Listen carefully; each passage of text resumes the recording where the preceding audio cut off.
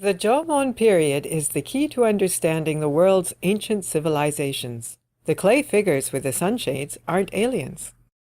Chapter 5. Mekara Uroko.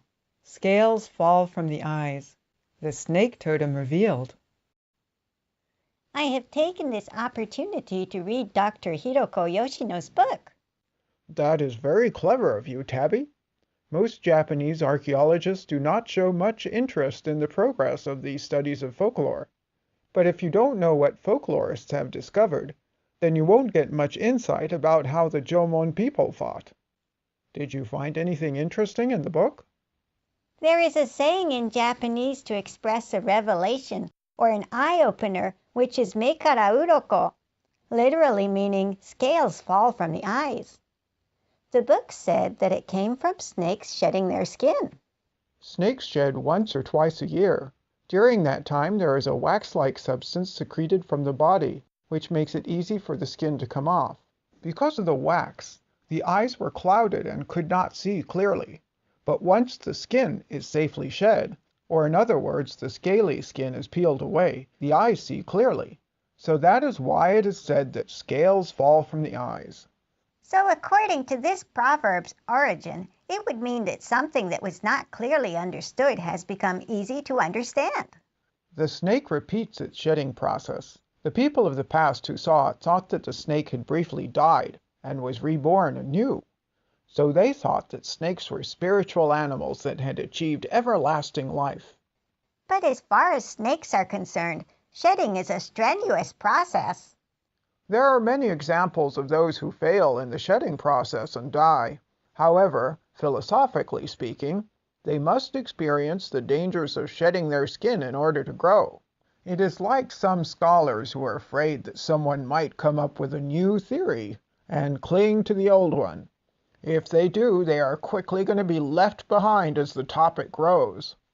The top scholars are going to hate you if you're so straightforward, Doctor. Even so, Hiroko Yoshino was a great person. There are a lot of people in Japan who aren't academics who do a good job in any field.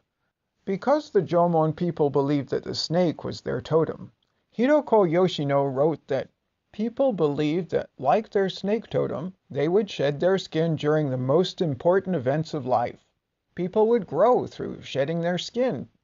Tabby, do you know the word ina? No, that's the first time I've heard it. Ina refers to the placenta or the amniotic membrane. The Chinese character for this means a cloak wrapping the fetus. So when the fetus is born, it comes out of the ina that surrounds it. So that is the human way of shedding its skin. The way that the Jomon people thought was that at the moment of death, the soul of the person would withdraw from the physical body, which had become old. So as far as the people were concerned, believing that like their snake totem, they would change their shape during the most important events of life, the most important events of life were birth and death, right? You are still just a kid, Tabby. When a male gives a seed of a baby to a woman, part of the body turns into a snake totem. The woman, while she is feeling the ecstasy, turns into a snake. Look at the clay figure. It is representing a woman changing into the snake totem. The one line across her huge eyes are exactly like the eyes of a snake. And the two holes at the top of the head are just like the genitalia of a female snake. I don't know anything about the genitalia of a female snake, but I have heard that the clay figure of Hakodate also has two gaping holes at the top of the head. Ah, always the observant one.